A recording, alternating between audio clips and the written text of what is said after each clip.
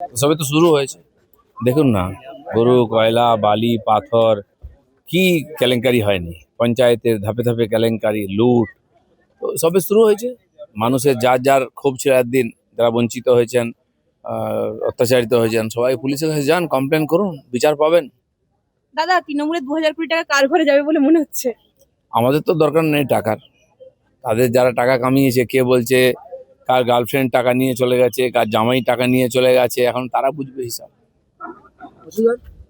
বিভিন্ন জায়গায় খুব ইলিগাল কনস্ট্রাকশন তৈরি হয়েছে তৃণমূলের টোটাল সময় জুড়ে, এবং সেগুলো কি মানে লিগালাইজ করা হবে বা বুলডোজার চালানো হবে? লিগালাইজ হয়েছে কি? প্রথম দিন থেকে বুলডোজার নেমেছে আর মাফিয়ার বাড়িতে নেমেছে। সেন হবে, সব ধীরে ধীরে হিসাব হবে, মানুষের জায়গা মানুষ ফেরত পাবে। তৃণমূলের যে নতুন দলটিতে গেল সব বিদ্রোহীরা, সেই দলের যে পুরনো কর্মকর্তা তারা অস্তিত্বের সংকটে ভুগছেন। তারা নিয়েছেন কেন? হাইজ্যাক করেছেন। আর নতুন দলে গেলে পুরনো পাপও ধুয়ে যায় না। যারা এই পাপের সঙ্গে ছিলেন তারাও গায়ে দাগ লেগেছে, তাদেরকেও হিসাব কিতাব করতে হবে। শীতলকুচি, সিতাই, দিনহাটা একদম উপদ্রুত এলাকা ছিল। বাংলাদেশ কি ভারত বোঝা যেত না?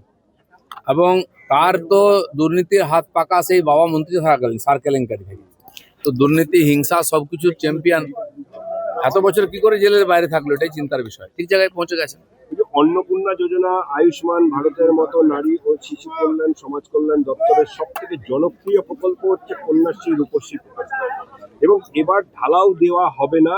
তাহলে আগের সরকার কি ভোট রাজনীতি করতে গিয়ে কোনো মাপকাঠি কোনো ঢালাও নাই, সবকিছু একটা উদ্দেশ্য আছে যেটা লিখিত, সেইভাবেই হবে। 3.5 লক্ষ লোক লক্ষ্মী ভান্ডার পাচ্ছিল এখনো পর্যন্ত, পুরুষ।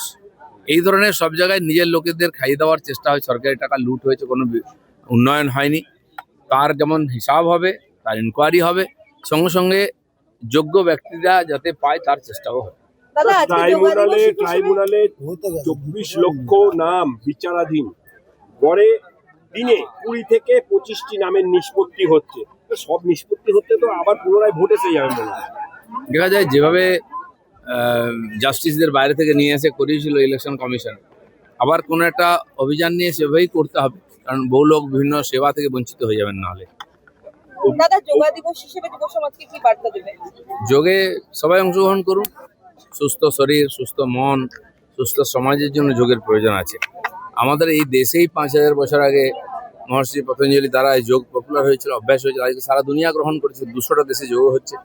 মাননীয় প্রধানমন্ত্রী তার ব্র্যান্ড অ্যাম্বাসেডার, তিনি তো বাংলায় আসছেন। এবারে আমরা গ্রামে গঞ্জে বাড়ি বাড়িতে যোগকে পৌঁছে দেওয়ার চেষ্টা করব। সবাই নিজের জীবনের যোগকে অঙ্গ করে নিন। দাদা, তিলোত্তমা কাণ্ডে পানিহাটির প্রাক্তন বিধায়ককে 2 দফায় জিজ্ঞাসাবাদ করলো সিবিআই, এবং শ্মশানের পাট্টা নিয়ে জিজ্ঞাসা করা হয়েছে। তার একটা বড় ওখানে অংশ ছিল, যেভাবে তড়িঘড়ি করে পোস্টমর্টেম করা হয়েছে, পরিবারকে দেখতেও দেওয়া হয়নি, বডিকে জ্বালিয়ে দেওয়া হয়েছে। স্থানীয় বিধায়কের তাতে বড় রোল ছিল, এটা সবাই জানে। তার এই যে গোপন রহস্য আছে, তথ্য লুকোনোর চেষ্টা হয়েছে, তার তো তদন্ত হবেই।